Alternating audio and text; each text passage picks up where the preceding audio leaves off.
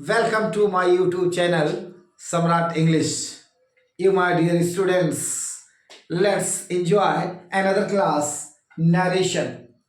This is your new topics, my dear students. Narration is very important, and if I say, यदि मैं कहूँ तो बहुत कठिन भी। इसमें मिस्टेक्स की बड़ी संभव होती है, बच्चे बहुत मिस्टेक्स करते हैं, but let's enjoy your self with my own self narration को एंजॉय करिए मेरे साथ। और मैं आपको बता देता हूँ, गारंटी लेता हूँ कि यदि आज की क्लास आप पूरी देखेंगे तो फिर कभी भी अपने जीवन में नरेशन से रिलेटेड आपको कोई समस्या नहीं होगी। तो my dear students, let's enjoy narration. What is narration? Narration means संवाद। This is two part. This has two parts, means there are सबसे पहले हम नरेशन को देखते हैं हिंदी में। अगर हम कहीं पर लिखें कि he said to me,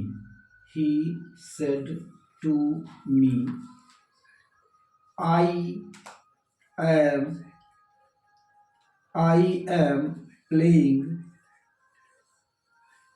am playing a game.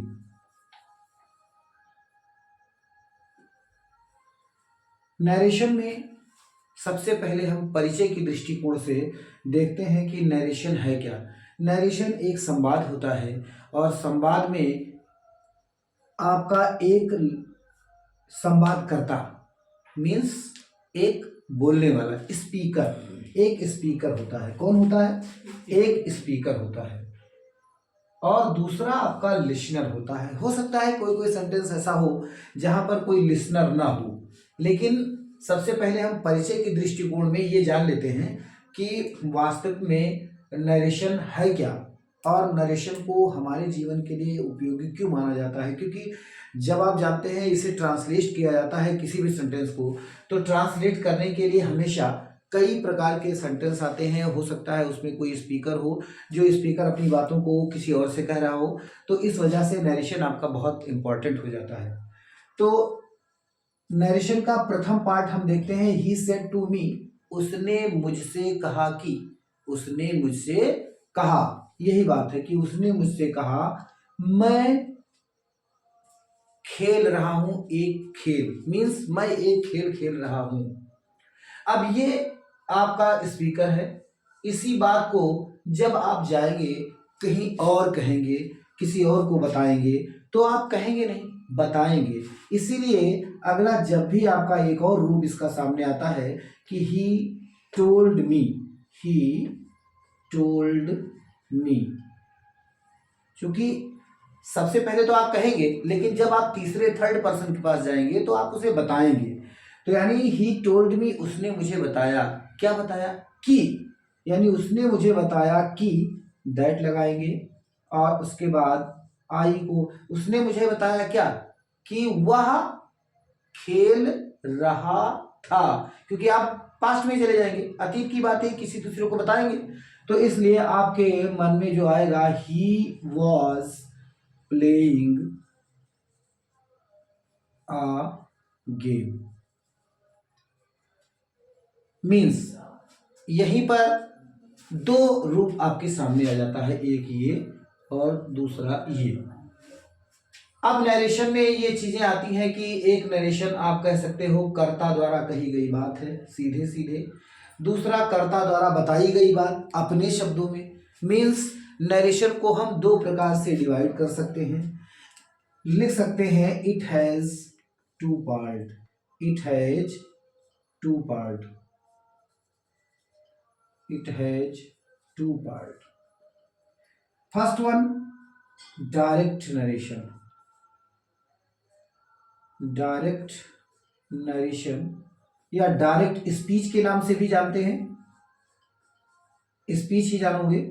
इसकी हिंदी बेटा होगी आपकी प्रत्यक्ष कथन, प्रत्यक्ष कथन।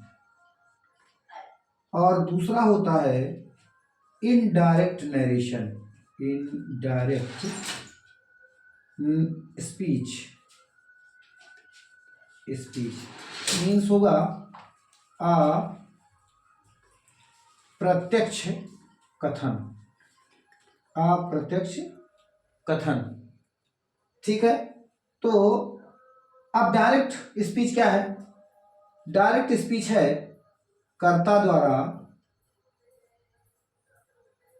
द्वारा कही गई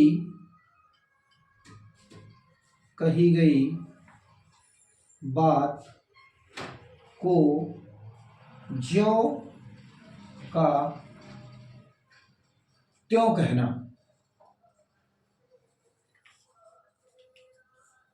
और अप्रत्यक्ष कर्ता द्वारा कही गई बात को अपने शब्दों में कहना। अब दोनों रूप आपके सामने है। एक उदाहरण नंबर 1 है जिसमें कर्ता की बात ज्यों का त्यों कहा जा रहा है। दूसरा उदाहरण आपके पास है जिसमें आप कर्ता की बात को अपने शब्दों में बयां कर रहे हो। यानी संसार में जो डायलॉग्स हैं, संवाद बोले जाने के तरीके हैं, वो केवल 2 ही हैं। एक तो आप प्रत्यक्ष कथन के रूप में डिस्कस करते हैं या डिस्क्राइब करते हैं, और दूसरा अप्रत्यक्ष कथन यानी इनडायरेक्ट स्पीच के रूप में डिस्क्राइब करते हैं। इन डायरेक्ट स्पीच में, प्रत्यक्ष कथन में आप जो भी करता है, जो स्पीकर है, उसकी बात को जो सुनता है, लिसनर है, वो जो कहते हुए इधर डिस्क्राइब कर दी जाती है। और अप्रत्यक्ष में मीन्स इनडायरेक्ट में कर्ता द्वारा कही गई बात को अपने शब्दों में बयां किया जाता है, अपने शब्दों में लिखा जाता है। इस तरह से संसार का या लिटरेचर का या साहित्य का या अंग्रेजी साहित्य का जो भी संवाद है वो 2 तरीके से कहा जा सकता है। दोनों तरीके यहाँ पर डिस्कस करेंगे। तो माय डियर स्टूडेंट्स, अब हम जानते हैं कि इसकी कैटेगराइज कैसे करते हैं, कैसे कैटेगरी बनती है। जो ये भाग होता है इसे रिपोर्टिंग स्पीच कहते हैं। क्या कहते हैं? Reporting speech. अच्छा, बहुत सारे लोग ऐसा है कि इसे रिपोर्टिंग वर्ब भी कहते हैं, लेकिन बेटा ये जान लो कि स्पीच माने कथन होता है, और कथन मीन्स स्टेटमेंट होता है। स्टेटमेंट में सेंटेंसेज होते हैं, और सेंटेंसेज में एक सब्जेक्ट और एक प्रेडिकेट होता है। और यू हैव एक सब्जेक्ट, 1 सब्जेक्ट एंड 1 प्रेडिकेट। आपके पास एक सब्जेक्ट और एक प्रेडिकेट है। क्योंकि बहुत सारा जो अंग्रेजी का नियम है, rule of English, rule of grammar के अकॉर्डिंग हमें लगता है कि ये रिपोर्टिंग वर्ब ना होकर ये रिपोर्टिंग स्पीच है। तो यहाँ हम देख लेते हैं, इसे कहते हैं रिपोर्टिंग स्पीच। और कामा, इनवर्टेड कामा के जो अंदर का भाग होता है ये वाला, इसको माय फ्रेंड कहते हैं रिपोर्टेड स्पीच। क्या कहते हैं? Reported speech. ये कहलाता है रिपोर्टेड स्पीच, और ये कहलाती है रिपोर्टिंग स्पीच। इसमें जो आपका प्रथम वर्ड होता है, फर्स्ट वर्ड, ये कहलाता है स्पीकर। क्या कहलाता है? स्पीकर। और आपका अंतिम शब्द जो होता है ये कहलाता है लिसनर। और ये है आपका रिपोर्टिंग वर्ब, ये है आरबी, रिपोर्टिंग वर्ब। ठीक है, ये एक कनेक्टर है इसके साथ कनेक्ट करने के लिए, क्योंकि प्रीपोजिशन है, इसे जोड़ते हैं। और बाकी इस तरह से ये कैटेगराइज है। और अगर आप चाहते हैं कि इसका एक स्क्रीनशॉट लेना तो फिर आप इसको ले सकते हैं और ये अपनी इंफॉर्मेशन के लिए रख सकते हैं। और अगर नहीं चाहते हैं तो फिर हम आगे कंटिन्यू करते हैं।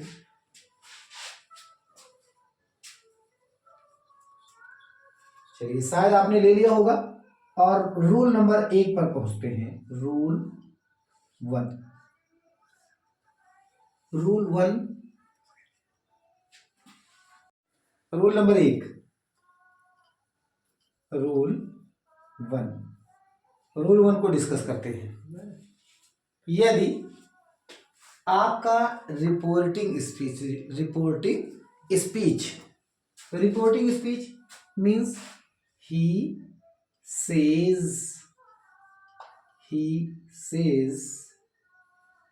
Radha was dancing. He says Radha was dancing. तो रूल नंबर 1 आपसे कहता है कि यदि आपका रिपोर्टिंग स्पीच प्रेजेंट में हो, किसमें हो? प्रेजेंट में हो या फ्यूचर में हो। प्रेजेंट में हो या फ्यूचर में हो। प्रेजेंट मीन्स यदि वर्ब में यस यस लगा है या प्लेन वर्ब्स लगी हैं तो इसका मतलब ये आपका क्या हो जाएगा? प्रेजेंट में। और फ्यूचर मीन्स विल सेल का प्रयोग किया हो। किसका प्रयोग किया हो? विल सेल का। तो सबसे पहले प्रेजेंट ही देख लेते हैं। तो यदि आपका रिपोर्टिंग स्पीच, ये होता है आपका रिपोर्टिंग स्पीच, यदि आपका रिपोर्टिंग स्पीच प्रेजेंट या फ्यूचर में हो तो केवल और केवल दैट का प्रयोग करते हुए रिपोर्टेड स्पीच को कनेक्ट कर देते हैं और इनडायरेक्ट में बदल जाता है आपका वाक्य।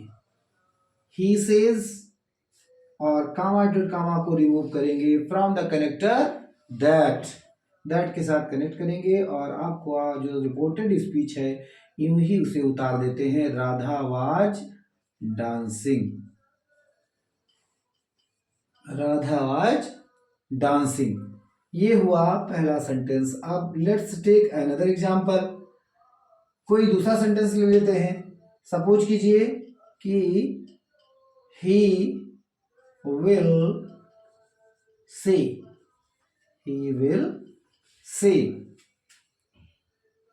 ही विल से Rohan plays cricket.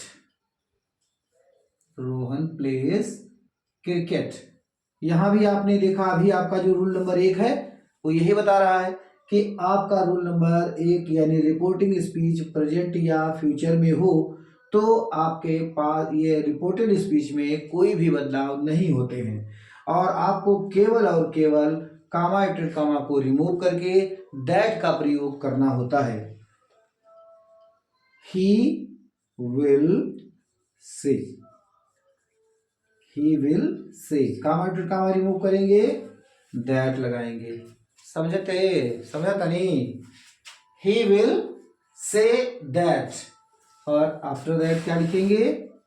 Rohan plays cricket. अगला कोई एग्जांपल लेते हैं, तीसरा। They say to me,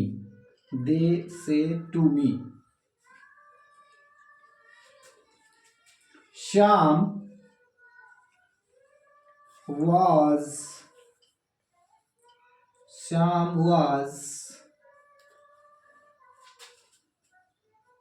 doing his work। Say to, यदि आपके वाक्य में से टू आ गया है तो ऐसे रिपोर्टिंग वर्ब को tell to, tells to, will say to, shall say to को शैल टेल, विल टेल में चेंज कर देते हैं। इसे आप क्या करेंगे? से टू आया है इसलिए टेल में बदल देंगे। अब यही अगर होता सेज टू तो उसे टेल्स में बदल देते। यही होता विल से टू तो उसे आप विल टेल में बदल देते। यही होता अगर शैल से टू तो उसे शैल टेल में बदल देते। दे टेल मी, कामा एटेड कामा को रिमूव करेंगे, करेक्टर दैट का प्रयोग करेंगे और वाक्य को यूं ही उतार देंगे। Shyam was doing his work। इस तरह से ये जो रूल नंबर 1 है ये कहता है कि यदि reporting speech reporting speech present या फ्यूचर में हो,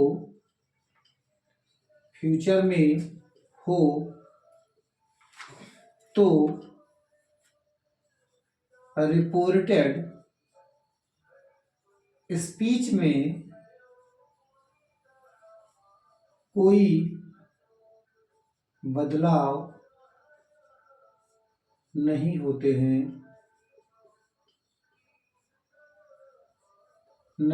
हैं, केवल दैट का प्रयोग करके वाक्य को इनडायरेक्ट स्पीच में चेंज कर देते हैं। ये आपका रूल नंबर 1 कहता है। और रूल नंबर 1 के रिलेटेड आपके यहाँ एग्जाम्पल्स हैं, इसका एक स्क्रीनशॉट लीजिए और उसके बाद रूल नंबर 2 पर चलते हैं। Let's take another example. Rishabh will say to Mohit. Rishabh will say to Mohit, प्रवेश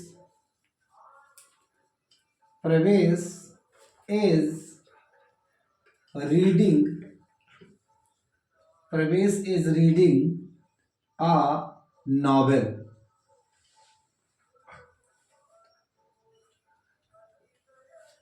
एक और एग्जाम्पल लेते हैं जिसमें Rishabh will say to Mohit, Pravesh is reading a novel. अब हम देखते हैं कि यहां विल से और उसके बाद टू आ गया है, मीन्स ऑब्जेक्ट भी आ गया है। क्या आ गया है? ऑब्जेक्ट भी आ गया है। समझ रहे हैं ना? चलिए, तो ऑब्जेक्ट आ जाने पर हम क्या करेंगे? से टू को टेल में बदलते हैं। किस में बदलते हैं? टेल में बदलते हैं। तो इसमें बदलेंगे Rishabh will tell Mohit. Comma into comma को रिमूव करेंगे। रोल नंबर आपका 1 बता ही रहा है। दैट लगाएंगे, फिर वाक्य को उतारना है। प्रवेश इज रीडिंग अ नॉवेल। बस अब आपके समझ में आ जाना चाहिए। अगर कहीं भी कोई मिस्टेक्स है फिर भी, तो उसे आप तुरंत, कहीं भी अगर कोई मिस्टेक्स आपको होती है वाक्यों में, या समझ में नहीं आता है कि कहाँ पर हम टेल करेंगे, कहाँ पर सेज ही रखेंगे, टेल से ही रखेंगे, इस प्रकार की कोई भी समस्या अगर रूल नंबर 1 से आती है तो माय डियर हमें कमेंट बॉक्स में लिख कर जरूर बताइए। अगर कुछ और स्पेशल पढ़ना चाहते हैं तो उसे भी कमेंट बॉक्स में जरूर लिख कर बताइए। यदि आप हमारे चैनल पर नए हैं और आपने अभी तक सब्सक्राइब नहीं किया है तो फटाफट सब्सक्राइब कीजिए और बेल आइकन दबाना ना भूलिए। Thank you for watching this. Have a nice day. सत श्री अकाल। जय श्री राम। राधे राधे।